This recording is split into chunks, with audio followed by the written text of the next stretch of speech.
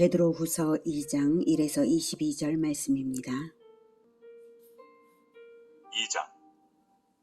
그러나 백성 가운데 또한 거짓 선지자들이 일어났었나니 이와 같이 너희 중에도 거짓 선생들이 있으리라. 그들은 멸망하게 할 이단을 가만히 끌어들여 자기들을 사신 주를 부인하고 임박한 멸망을 스스로 취하는 자들이라. 여럿이 그들의 호색하는 것을 따르리니 이로 말미암아 진리의 도가 비방을 받을 것이요 그들이 탐심으로써 지어낸 말을 가지고 너희로 이득을 삼으니 그들의 심판은 예적부터 지체하지 아니하며 그들의 멸망은 잠들지 아니하느니라. 사랑하는 형제 여러분, 10월 14일 금요일 저녁 목상에 오신 것을 환영합니다. 베드로후서는 베드로의 둘째 편지인데요. 당시 횡행하던 이단들의 거짓 가르침 때문에 현혹되지 않도록 성도들에게 경건 생활과 복음에 근거한 바른 지식을 갖기를 힘쓸 것을 권면하는 편지입니다. 1장의 가르침에서 우리가 유심히 기억해 두어야 할 것은 10절에서 1장 10절부터 보면 그러므로 형제들아 더욱 힘써 너희 부르심과 택하심을 굳게 하라. 너희가 이것을 행한즉 언제든지 실족하지 아니하리라. 이같이 하면 우리 주 곧 구주 예수 그리스도의 영원한 나라에 들어감을 넉넉히 너희에게 주시리라. 그러므로 너희가 이것을 알고 이미 있는 진리에 서 있으나 내가 항상 너희에게 생각나게 하려 하노라. 구원은 구속의 진리에 따라 이미 있는 진리에 섰다고 했죠. 구속의 진리에 따라 부르심과 택하심의 두 과정이 있는 것을 알고요. 행실로 믿음이 증명되어서 실족함 없는 신앙으로 든든히 서야 한다는 사실입니다. 1장에서도 말씀드린 바와 같이 예수님께서 혼인잔치 비유를 통해 가르치신 것에 잘 나타나 있는 것이 바로 부르심과 택하심의 두 과정입니다. 생명의 원리가 출생만으로 생명이 완성된 게 아니죠. 출생한 다음에 성장이 있고 그리고 열매 맺기까지 되어야 하니까 출생과 성장이 있듯이 마찬가지입니다. 이스라엘의 혼인잔치 초대에는 두 번의 초대가 있습니다. 처음 초대에 오케이로 응한 사람들은 언약 안에 들었으므로 잔치 때 입을 예복도 잔치의 주인이 준비해서 줍니다. 그리고 잔치가 임박했을 때에 다시 두 번째 초대를 합니다. 그때 처음 초대에 응했던 사람들은 예복을 입고 두 번째 초대에 응해서 잔치 자리에 참석해야 합니다. 두 번째 초대에 응하지 않은 자들은 언약을 어긴 거죠. 첫 번째 초대에는 가겠다고 해놓고 안 갔으니까요. 그래서 스스로 천국 잔치를 거부한 것이고요. 초대에 응한 자 중에도 만약 예복을 입지 않으면 자격이 없는 것으로 여겨져서 밖으로 쫓겨납니다. 그러므로 예복을 잘 간수하여서 갖춰 입고 두 번째 초대에 응할 수 있어야만 첫 번째 초대의 의미가 완성되는 것입니다. 예수님께서 그런 잔치, 혼인잔치 비유로서 천국을 비유하셨죠. 생명의 출발이 난자가 정자를 받아들여서 수정란으로 잉태되어 출발하는 것이 첫 초대라면 태아로서 법적인 상속권은 가졌지만 아직 완성되지 않았죠. 아기가. 그래서 아기는 자궁에서 자라나는 과정을 거쳐서 출산을 해야 비로소 아버지 아들로서 탄생이 완성되는 것과도 같습니다. 우리가 천국에 태어나기 위해서 성장하고 있는 태아와도 같죠. 우리는 우리의 구원의 완성은 예수님을 영접할 때 끝나버리는 것이 아니라 그것이 생명의 시작점인 것입니다. 우리가 예수님을 영접할 때 생명의 시작점이 되어서 우리는 성장하고 있습니다. 그러므로 성장을 반드시 완성에까지 다다르도록 성장을 해야 하는데요. 성장은 곧 아버지가 누구인지 어떤 분인지를 알아가며 닮아가는 그것이 바로 성장입니다. 성장하고 있다면 생명이 있다는 것이니까 생명이 있는 것이 증명이 되고 있는 것이니까 성장 그 자체가 중요합니다. 얼마나 성장했느냐보다도 성장을 계속 하고 있는가 이게 중요하죠. 생명이 계속 유지되고 있는가 이게 중요하죠. 자, 그러니 아버지 되시는 하나님과 구주 예수 그리스도를 배우면서 내 인격이 바로 예수님처럼 되게 따라가야 하는 것이죠. 그것이 생명이고 성장입니다. 그래서 너희가 이것을 안즉 언제든지 10절에 너희가 이것을 안즉 행한즉 언제든지 실족하지 아니하리라 라고 베드로가 거듭 생각나게 하려고 강조했습니다. 택하심을 굳게 하고자 예복을 정결하게 갖추는 마음으로 행실을 나타내면서 살면 이것을 행한즉 그러면 실족하지 않는 것입니다. 그래서 늘 이것을 잊지 않고 늘 성경에서 예수 그리스도를 배우기를 게을리해서는 안 됩니다. 그래야 이단의 거짓에 속아 넘어가지 않을 수 있습니다. 2장에서는 거짓 선지자, 거짓 선생들, 즉 이단들의 정체와 속성을 밝혀주는데요. 이단의 두 가지 특성은 호색하는 것과 여기 2절에 나오죠. 호색하는 것과 또 진리의 도가 비방받도록 진리를 이탈한 가르침을 준다는 점입니다. 도덕적 탈선, 특히 성도덕의 탈선이 있고요. 진리 이탈, 특히 그리스도의 재림을 부인하는 것입니다. 이게 1장 뒷부분에도 나왔죠. 그리스도께서 반드시 재림한다는 것을 말한 이유가 베드로 그 당시에 이단들은 그리스도의 재림을 부인했기 때문입니다. 그들이 진리를 이탈하는 것은 탐심으로써 지어낸 말을 가지고 탐심으로써 3절 탐심으로써 지어낸 말을 가지고 성도들을 이득을 삼기 위해서 성도들을 이득을 삼을 대상으로 여기기 때문에 구원 진리가 아닌 거짓말을 그럴싸하게 만들어내서 자기를 높이는 것입니다. 요즘은 정통교단이라는 교회 안에도 탐욕스러운 거짓 지도자가 있을 수가 있고요. 그리스도의 재림을 부인하는 자들도 있을 수가 있는데요. 그런 자는 정통교단 내에 있다 하더라도 본질상 거짓 선생인 것은 틀림없습니다. 예수님께서는 그 열매를 보면 나무를 알 수 있다고 하셨습니다. 그러므로 성도들은 열매를 보아 나무를 분별하는 영적 분별력을 가져서 지도자를 보고 분별할 수 있어야 합니다.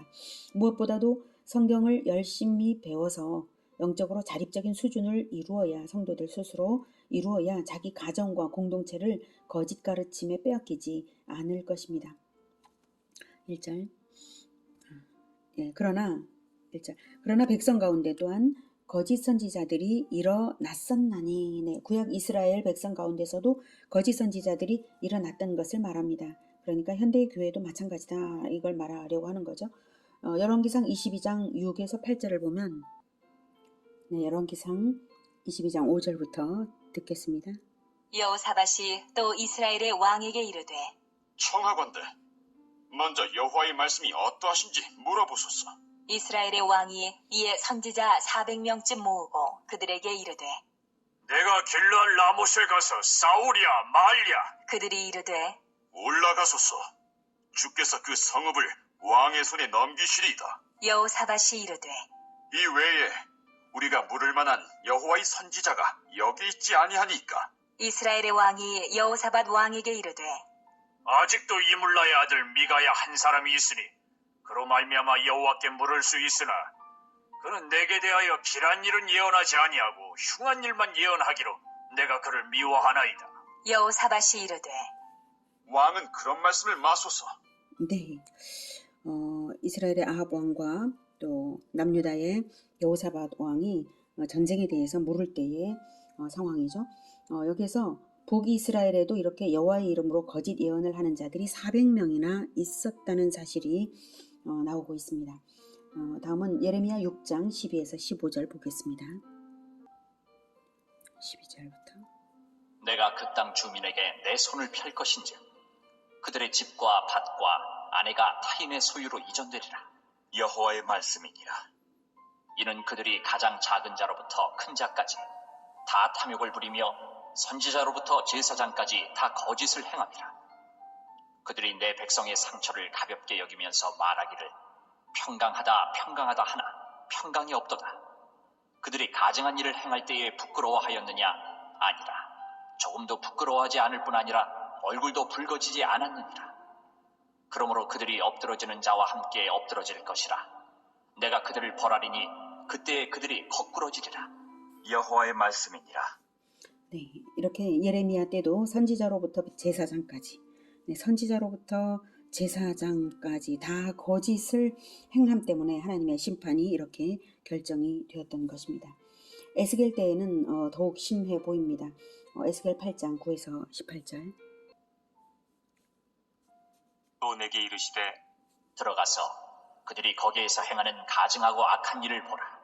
하시기로 내가 들어가 보니 각양 곤충과 가증한 짐승과 이스라엘 족속의 모든 우상을 그 사방벽에 그렸고 이스라엘 족속의 장로 중 70명이 그 앞에 섰으며 사반의 아들 야사냐도 그 가운데 섰고 각기 손에 향로를 들었는데 향연이 구름같이 오르더라. 또 내게 이르시되 인자야, 이스라엘 족속의 장로들이 각각 그 우상에 방한 어두운 가운데에서 행하는 것을 내가 보았느냐. 그들이 이르기를 여호와께서 우리를 보지 아니하시며 여호와께서 이 땅을 버리셨다 하느니라. 또 내게 이르시되 너는 다시 그들이 행하는 바 다른 큰 가증한 일을 보리라 하시더라. 그가 또 나를 데리고 여호와의 전으로 들어가는 북문에 이르시기로 보니 거기에 여인들이 앉아 단무술을 위하여 애곡하더라. 그가 또 내게 이르시되 인자야, 내가 그것을 보았느냐. 너는 또 이보다 더 큰 가증한 일을 보리라. 하시더라. 그가 또 나를 데리고 여호와의 성전 안뜰에 들어가시니라. 보라, 여호와의 성전문 곧 현관과 제단 사이에서 약 25명이 여호와의 성전을 등지고 낯을 동쪽으로 향하여 동쪽 태양에게 예배하더라. 또 내게 이르시되 인자야, 내가 보았느냐. 유다 족속이 여기에서 행한 가증한 일을 적다 하겠느냐. 그들이 그 땅을 폭행으로 채우고 또다시 내 노여움을 일으키며 심지어 나뭇가지를 그 코에 두었느니라. 그러므로 나도 분노로 갚아 불쌍히 여기지 아니하며 긍휼을 베풀지도 아니하리니 그들이 큰 소리로 내 귀에 부르짖을지라도 내가 듣지 아니하리라. 네. 이렇게 거짓 선지자들이 다름 아닌 11절에서 말하는 것처럼 이스라엘 족속의 장로 중 70명이나 되었습니다. 이스라엘 족속의 장로 중 70명이었다는 사실입니다. 섬찟한 일이죠. 그리고 더 큰 가증한 일, 더 큰 가증한 일을 차리도록 계속해서 보여줍니다. 성전 안에서 그리고 성전을 등지고 앉아서 동쪽의 태양을 향해서 우상숭배를 하는 이런 모습도 보여주십니다. 결국 이런 일에 대하여 하나님의 심판 선언은 이렇습니다. 에스겔 13장 9에서 16절을 보면 그 선지자들이 허탄한 묵시를 보며 거짓 것을 점쳤으니 내 손이 그들을 쳐서 내 백성의 공회에 들어오지 못하게 하며 이스라엘 족속의 호적에도 기록되지 못하게 하며 이스라엘 땅에도 들어가지 못하게 하리니 너희가 나를 여호와인 줄 알리라. 이렇게 칠 것은 그들이 내 백성을 유혹하여 평강이 없으나 평강이 있다 함이라. 어떤 사람이 담을 쌓을 때에 그들이 회치를 하는도다. 그러므로 너는 회치라는 자에게 이르기를 그것이 무너지리라. 폭우가 내리며 큰 우박덩이가 떨어지며 폭풍이 몰아치리니 그 담이 무너진즉 어떤 사람이 너희에게 말하기를 그것에 칠한 회가 어디 있느냐 하지 아니하겠느냐. 그러므로 나 주 여호와가 말하노라. 내가 분노하여 폭풍을 퍼붓고 내가 진노하여 폭우를 내리고 분노하여 큰 우박덩어리로 무너뜨리리라. 회칠한 담을 내가 이렇게 허물어서 땅에 넘어뜨리고 그 기초를 드러낼 것이라. 담이 무너진즉 너희가 그 가운데에서 망하리니 나를 여호와인 줄 알리라. 이와 같이 내가 내 노를 담과 회칠한 자에게 모두 이루고 또 너희에게 말하기를 담도 없어지고 칠한 자들도 없어졌다 하리니 이들은 예루살렘에 대하여 예언하기를 평강이 없으나 평강의 묵시를 보았다고 하는 이스라엘의 선지자들이니라. 주 여호와의 말씀이니라. 네, 이스라엘의 선지자들이 거짓으로 평강을 말했습니다. 예수님께서 외식하는 바리새인들과 서기관에게 회칠한 담이라고 꾸짖으셨던 그것이 생각나는 부분입니다. 이스라엘의 이 모든 경우들의 특징 중 하나는 이스라엘 내부에서 이단이 발생했다는 것입니다. 그리고 베드로도 경고하기를 이와 같이 너희 중에도 거짓 선생들이 있으리라고 하고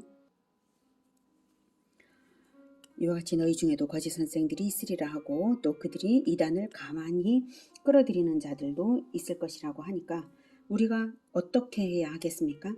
각자가 부지런히 그리스도의 진리를 성경에서 잘 배워서 분별력을 가지는 수밖에 없는 것입니다. 거짓 선생들은 처음부터 구속의 진리를 몰랐던 자들이 아니라 구속의 진리를 알았으나 진리를 배반한 자들입니다. 네, 자기들을 사신 줄을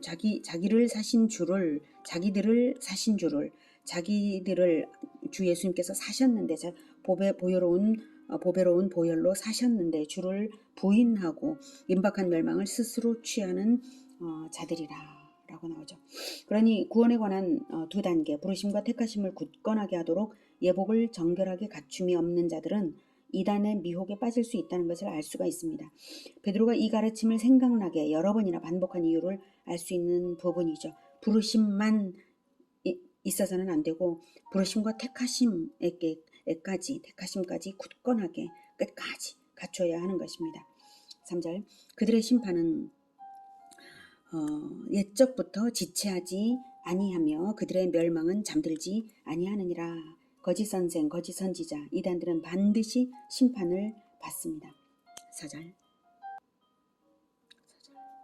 하나님이 범죄한 천사들을 용서하지 아니하시고 지옥에 던져 어두운 구덩이에 두어 심판 때까지 지키게 하셨으며 이 세상을 용서하지 아니하시고 오직 의를 전파하는 노아와 그 7 식구를 보존하시고 경건하지 아니한 자들의 세상에 홍수를 내리셨으며 소돔과 고모라 성을 멸망하기로 정하여 재가 되게 하사 후세에 경건하지 아니할 자들에게 본을 삼으셨으며 무법한 자들의 음란한 행실로 말미암아 고통당하는 의로운 롯을 건지셨으니 이는 이 의인이 그들 중에 거하여 날마다 저 불법한 행실을 보고 들으므로 그 의로운 심령이 상합니다.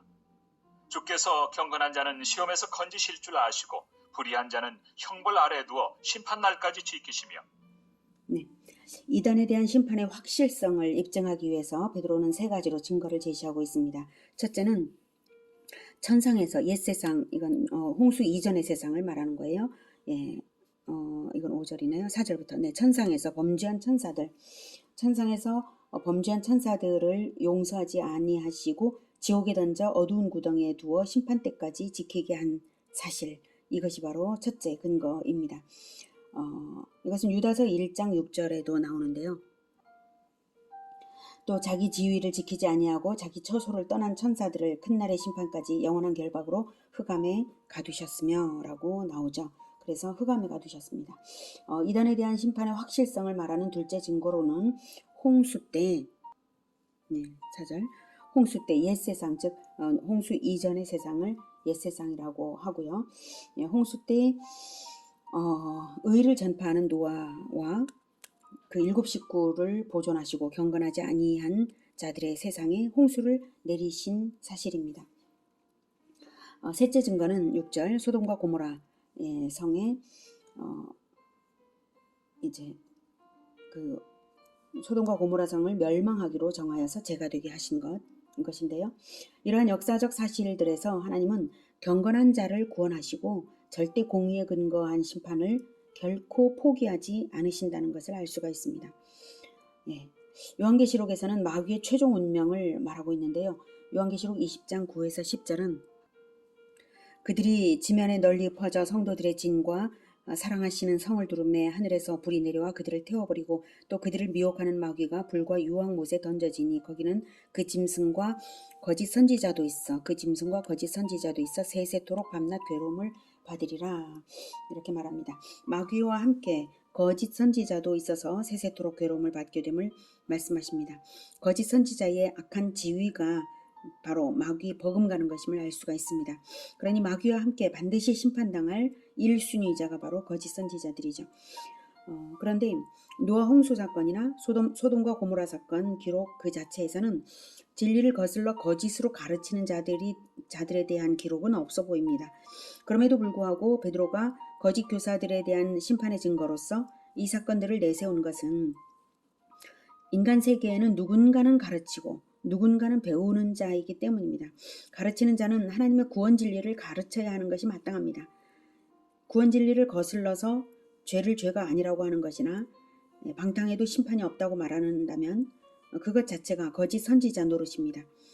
그런 거짓 가르침으로써 이득을 얻으려는 탐심이 있는 자들은 더욱더 홍수 때나 소돔과 고모라 때보다 더한 심판이 있을 수밖에 없는 것이죠. 소돔에 살던 롯은 그들 중에 거하여서 날마다 저 불법한 행실을 보고 들으므로 그 의로운 심령이 상하던 것 때문에 롯은 건짐을 받았습니다. 롯이 아브라함을 떠났고 훗날 딸들과의 관계에서 후손을 출산한 것을 볼 때 모범적인 신앙인은 아닌 것이 분명해요. 그럼에도 불구하고 주께서 경건한 자는 시험에서 건지실 줄을 분명히 알라는 뜻으로 롯의 사례를 말한 것이고요. 그만큼 불경건한 자는 형벌 아래에 두어 심판날까지 지키시다가 최후의 심판으로 영벌에 들어가게 될 것을 아주 분명하게 알라는 거죠. 이것이 분명하게 확실하게 이루어지는 일이다라는 뜻이죠. 10절부터는 이단에 대한 심판의 필연성을 말합니다. 특별히 육체를 따라 더러운 정욕 가운데서 행하며 주관하는 일을 멸시하는 자들에게는 형벌할 줄 아시느니라. 이들은 당돌하고 자긍하며 떨지 않고 영광 있는 자들을 비방하거니와 더 큰 힘과 능력을 가진 천사들도 주 앞에서 그들을 거슬러 비방하는 고발을 하지 아니하느니라. 그러나 이 사람들은 본래 잡혀 죽기 위하여 난 이성 없는 짐승 같아서 그 알지 못하는 것을 비방하고 그들의 멸망 가운데서 멸망을 당하며. 네, 먼저는 이단의 본성 자체가 교만하다는 것을 말하고 있습니다. 10절에 주관하는 이들을 멸시하는, 다스리는 자들을 멸시하는 자들이고, 그리고 당돌하고 자긍하며 떨지 않고, 그리고 영광 있는 자들을 비방하는 자들입니다. 그러니 그런 비방을 받을 때에 눌리지 말라는 뜻이죠. 롯처럼 의로운 심령이 상하는 우리들이 바로 영광 있는 자들입니다. 11절, 더 큰 힘과 능력을 가진 천사들도 주 앞에서 그들을 거슬러 비방하는 고발을 하지 아니하느니라. 네, 천사들도 거짓 선지자들을 비방하는 고발을 하지 않는 반면에 거짓 교사들은 함부로 영광 있는 자들을 비방하는 것이 가당치 않다는 것을 대조적으로 표현한 것입니다. 유다서 1장 8에서 10절을 참고하면 더욱 이해를 더해 줍니다. 여기서는 생략하겠습니다. 자, 이 부분에서 천사들도 비방하는 고발을 하지 않은 것을 가르치는 자들은 천사들도 이제 뭡니까? 악한 자들에 대해서 비방하는 고발을 하지 않았다. 예, 이것은 가르치는 자들이 염두에 두어야 할 지혜를 줍니다. 즉 지도자들 중에 혹 거짓 지도자가 있다 할 때에 함부로 의분을 일으켜서 가라지를 뽑으려는 시도를 했다가는 자칫 하나님의 심판권을 침해하는 꼴이 될 수 있다는 사실입니다. 하나님께서는 가라지와도 같은 거짓 교사들을 진작에 뽑아버리기를 원하지 않으시는데요. 그 이유는 알곡들까지 뽑힐 것을 방지하기 위해서입니다. 그러므로 교회 안에는 마지막 재림의 날까지 가라지와 알곡이 섞여 있을 것입니다. 그러니 무엇이 지혜인가요? 성도 각자가 성경을 바르게 열심히 배워서 영적인 자립이 이루어지도록 성장해야 하고요. 지도자들에 대하여 분별력을 가지되 열매를 보아서 그 열매로 나무를 아는 분별력을 가지고 오직 진리대로 좋은 열매 맺는 모범만을 따라야 할 것입니다. 13절, 불의의 값으로 불의를 당하며 낮에 즐기고 노는 것을 기쁘게 여기는 자들이니 점과 흠이라. 너희와 함께 연회할 때 그들의 속임수로 즐기고 놀며 음심이 가득한 눈을 가지고 범죄하기를 그치지 아니하고 굳세지 못한 영혼들을 유혹하며 탐욕에 연단된 마음을 가진 자들이니 저주의 자식이라. 그들이 바른 길을 떠나 미혹되어 부올의 아들 발람의 길을 따르는도다. 그는 불의의 삭슬 사랑하다가 자기의 불법으로 말미암아 책망을 받되 말하지 못하는 나귀가 사람의 소리로 말하여 이 선지자의 미친 행동을 저지하였느니라. 이 사람들은 물 없는 샘이요 광풍에 밀려가는 안개니 그들을 위하여 캄캄한 어둠이 예비되어 있나니 그들이 허탄한 자랑의 말을 토하며 그릇되게 행하는 사람들에게서 겨우 피한 자들을 음란으로서 육체의 정욕 중에서 유혹하는도다. 그들에게 자유를 준다 하여도 자신들은 멸망의 종들이니 누구든지 진 자는 이긴 자의 종이 됩니다. 네, 어느 정도 행실을 보면 알 수 있는 것이 14절을 보면 너희의 불의의 값으로 불의를 당하며 낮에 즐기고 노는 것을 기쁘게 여기는 자들이니 점과 흠이라. 너희와 함께 연회할 때에 그들의 속임수로 즐기고 놀며 이렇게 나오죠. 모두가 일할 낮 시간조차 즐기고 놀기를 좋아하며 그렇게 향락풍조를 조성하는 자들입니다. 그들은 결국 불의의 값으로 불의를 당할 것입니다. 그들은 탐욕에 연단된 마음을 가진 자들입니다. 탐욕이 일어나는 대로 탐욕스럽게 행해서 늘 탐욕으로 행하는 자들이죠. 탐욕에 연단된 마음을 가져서 자동으로 탐욕을 일으키는 사람들입니다. 그래서 자기 스스로 미혹되어서 부올의 아들 발람의 길을 따르는 자들입니다. 15절에 부올의 아들 발람의 길을 따르는도다. 네. 이들이 발람을 따른다는 것은 이득을 위하여서 거짓말을 하는 걸 말하는데요. 발람은 모압 왕 발락이 주겠다고 하는 복채가 탐나서 하나님이 금지하신 이스라엘에 대한 저주를 해볼까 기회를 엿보던 자입니다. 하나님께서 강력하게 성령의 역사로서 저주가 아닌 축복을 하게 하셨지만 결국 발람 자신은 나중에 발락과 결탁해서 이스라엘에게 죄를 짓게 만드는 악한 꾀를 내어서 이스라엘의 칼에 죽임을 당했습니다. 발람에게 나귀가 말을 하기까지 하면서 그 미친 행보를 저지하게 하신 것은 그만큼 하나님께서 이스라엘을 지키신다는 뜻이지 발람의 영성이 신통해서가 아닙니다. 아무튼 이단들의 특징은 탐심으로 영적인 일을 아는 채 꾸며대며 음란으로서 유혹한다는 것인데요. 이때 이단들은 마치 자기들이 성도들에게 자유를 주는 듯이 가르칩니다. 즉 율법과 육체로부터 자유를 얻었으니 더 이상 엄격한 도덕적 계율에 얽매일 필요가 없다라고 가르치는 것이죠. 19절 그들에게 자유를 준다 하여도 자신들은 멸망의 종들이니 누구든지 진 자는 이긴 자의 종이 됨이라. 거짓 교사들의 자유에 대한 가르침은 그리스도인의 자유를 오해한 것입니다. 방종은 결코 자유가 될 수 없고요. 오히려 방종은 마귀의 종이요 멸망의 종이 되는 것일 뿐입니다. 방종은 죄로 인해 멸망의 법에 굴복했기 때문에 멸망의 종이 될 수밖에 없는 것입니다. 진정한 자유는 섬기는 자유입니다. 20절 만일 그들이 우리 주 대신 구주 예수 그리스도를 알므로 세상의 더러움을 피한 후에 다시 그 중에 얽매이고 지면 그 나중 형편이 처음보다 더 심하리니 의의 도를 안 후에 받은 거룩한 명령을 저버리는 것보다 알지 못하는 것이 도리어 그들에게 나으니라. 참된 속담에 이르기를 개가 그 토하였던 것에 돌아가고 돼지가 씻었다가 더러운 구덩이에 도로 누웠다 하는 말이 그들에게 응하였도다. 거짓 교사들은 구주 예수 그리스도를 처음부터 몰랐다기보다는 알아서 잠시 구주 예수 그리스도를 알므로 세상의 더러움을 잠시 피한 후에 다시 그 중에 얽매이고 진 자들이라 할 수 있겠습니다. 그러나 그들에게 미혹된 자들도 마찬가지죠. 마찬가지죠. 이것이 비참한 것입니다. 나중 형편이 그래서 나중 형편이 원래보다 더 심각해지는 것이죠. 개가 토한 것을 다시 먹고 돼지가 더러운 구덩이에 도로 눕는 꼴이나 마찬가지라고 구원을 스스로 내던져서 시궁창에 빠진 꼴입니다. 그러니 무엇이 지혜인가요? 부르심과 택하심에 굳건하게 서야 하는 것입니다. 성화의 길을 올바르게 가기 위해서 성경을 배우기를 게을리하지 말고 오직 십자가의 도를 지켜서 모든 탐심을 물리쳐 주님만 바라보는 우리가 되어야 하겠습니다. 주님만 따라가야 하겠습니다. 기도하겠습니다. 하나님, 우리는 아직 진리를 충분히 모릅니다. 예수님을 영접할 만큼 알았고 그리고 이제 예수님을 따라가는데 날마다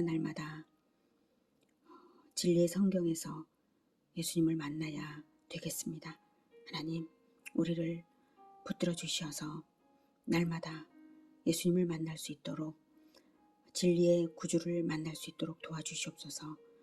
그래서 그 어떤 이단이나 잘못된 원리에 속지 않도록 주님 도와주시옵소서. 그래서 오직 주님을 따라서 부르심을 넘어 택하심이 굳건하게 완성되도록 주님 우리를 붙들어 주시옵소서. 이단들이 횡행하며 교회들을 무너뜨리고 있습니다. 주님, 교회들을 지켜주셔서 이단들이 더 이상 교회들을 무너뜨리지 못하게 하여 주시옵소서.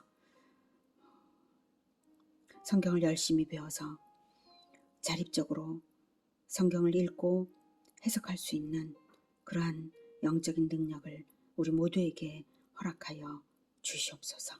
예수 그리스도 이름으로 기도드립니다. 아멘.